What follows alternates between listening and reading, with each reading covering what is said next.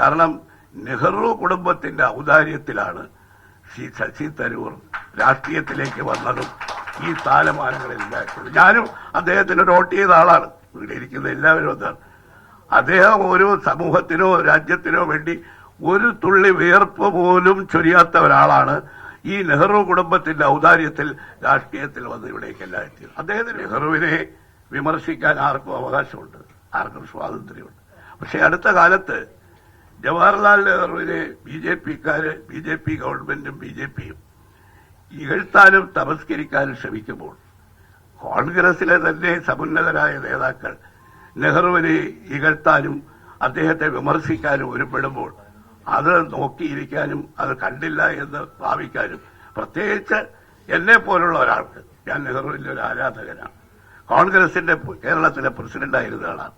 അടുത്ത കാലത്ത് നമ്മുടെ MP ശശി തരൂർ അദ്ദേഹം ഒരു ലേഖനം എഴുതി. അതിൽ അദ്ദേഹം പറഞ്ഞത് നെഹ്റു, ഇന്ദിരാഗാന്ധി, രാജീവ് ഗാന്ധി, പിന്നീട് രാഹുൽ ഗാന്ധി, പ്രിയങ്ക ഗാന്ധി, ഇവരെല്ലാം അവരുടെ നേതൃത്വം കുടുംബാധിപത്യത്തിലൂടെ കിട്ടിയ നേതൃത്വമാണ്.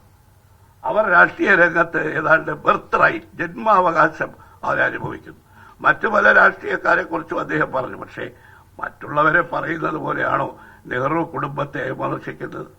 ആ കുടുംബത്തിന്റെ പാരമ്പര്യം എന്താണ്? ആ കുടുംബം ഇന്ത്യൻ സ്വാതന്ത്ര്യ സമരത്തിന് നൽകിയ പങ്കെന്താണ്? ഇന്ത്യയെ ഒരു മതേതര രാഷ്ട്രമായി രൂപപ്പെടുത്തുന്നതിൽ ആ കുടുംബത്തിലെ അംഗങ്ങൾ വഹിച്ചിട്ടുള്ള മഹത്തായ സംഭാവനകൾ എന്താണ്? ഇവരെല്ലാം അവരവരുടെ കഴിവുകൊണ്ട്, അവരവരുടെ പ്രവർത്തനം കൊണ്ടാണ് എല്ലാ സ്ഥാനത്തേക്കും എത്തിയിട്ടുള്ളത്. നമുക്കറിയാമല്ലോ, ഇന്ദിരാഗാന്ധി കുട്ടിക്കാലം മുതൽ രാഷ്ട്രീയ പ്രവർത്തനം നടത്തിയതാണ്. അച്ഛന്റെ മകളായതുകൊണ്ട് മാത്രമാണോ? അതുപോലെ തന്നെ സോണിയാഗാന്ധിയെ ഞങ്ങളെല്ലാം കൂടി, കേരളത്തിലെ ഇന്ത്യയിലെ കോൺഗ്രസ് നേതാക്കൾ, ഭർത്താവ് മരിച്ച് അവര് സ്വകാര്യതയുടെ ഏകാന്തതയിൽ വിശ്രമിക്കുമ്പോഴാണ് അവരെ കൈപിടിച്ചു കൊണ്ടുവന്നാണ് കോൺഗ്രസ് പ്രസിഡന്റാക്കിയത്.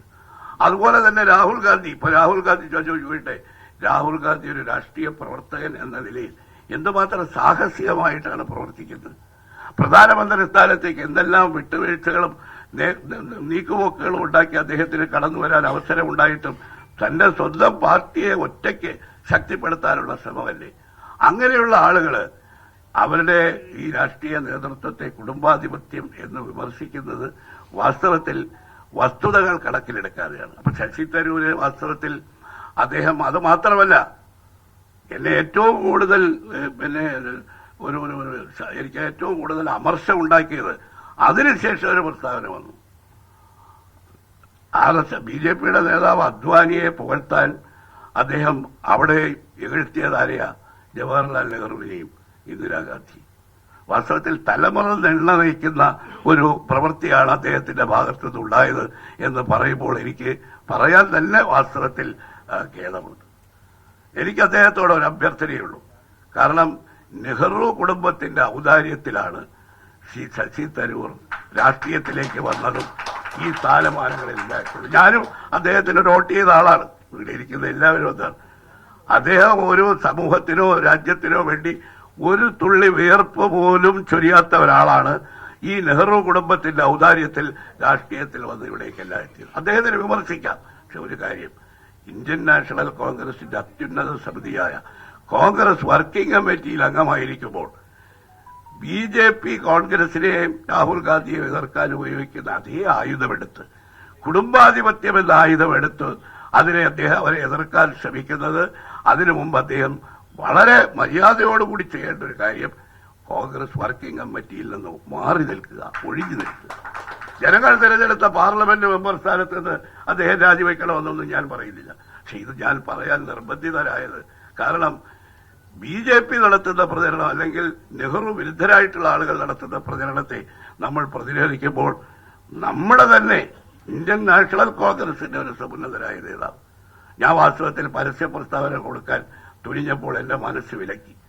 ഇന്ന് ഇത് പറയാൻ ഞാൻ തിരഞ്ഞെടുത്തത് നെഹ്റു സെന്ററിന്റെ ഒരു പരിപാടിയായതുകൊണ്ട്, സുധാകരനെ പോലുള്ള ഒരാളെ ആദരിക്കുമ്പോൾ, അദ്ദേഹത്തിന് അവാർഡ് നൽകി സംഭവിക്കുമ്പോൾ, അദ്ദേഹം മാർക്സിസ്റ്റുകാരനാണല്ലോ. അദ്ദേഹം എല്ലാ കാലത്തും, ഞാൻ ആദ്യമായിട്ട് ഓർമ്മയാണ് കേരള കൗമുദിയിൽ അദ്ദേഹത്തിന്റെ നെഹ്റുവിന്റെ ചരമദിനത്തിലാണ് ഒരു ലേഖനം വർഷങ്ങൾക്ക് മുമ്പ് മാതൃഭൂമിയിൽ വന്ന് ഞാൻ അന്ന് തന്നെ അദ്ദേഹത്തെ വിളിച്ചു. ഞാൻ വളരെ വളരെ സന്തോഷത്തോടെ അഭിനന്ദിച്ചു. കാരണം ഞങ്ങളാരെങ്കിലും അല്ലെങ്കിൽ നെഹ്റുവിന്റെ ആരാധിക്കുന്നവരെഴുതുന്ന ലേഖനത്തെക്കാൾ വളരെ വളരെ ക്ലാരിറ്റിയുള്ള വളരെ വളരെ ആദർശശുദ്ധിയോടുകൂടി അദ്ദേഹം പറഞ്ഞു, നെഹ്റുവിനോടുള്ള എന്റെ ആരാധനയും എന്റെ അഭിപ്രായവുമാണ് ഞാൻ തുറന്നെഴുതിയത്. നെഹ്റു സെന്ററിന്റെ ഒരു പരിപാടിയിൽ അദ്ദേഹം 2-3 വർഷം മുമ്പ് മന്ത്രിയായിരിക്കുമ്പോൾ ഇവിടെ വന്നു. അപ്പൊ അങ്ങനെ എല്ലാ രാഷ്ട്രീയ പാർട്ടികളിലുമുള്ളവർ നെഹ്റുവിനെ ആദരിക്കുകയും നെഹ്റുവിനെ ഈ തമസ്കരിക്കാനുള്ള ശ്രമത്തെ എതിർക്കുകയും ചെയ്യുന്ന കാലഘട്ടം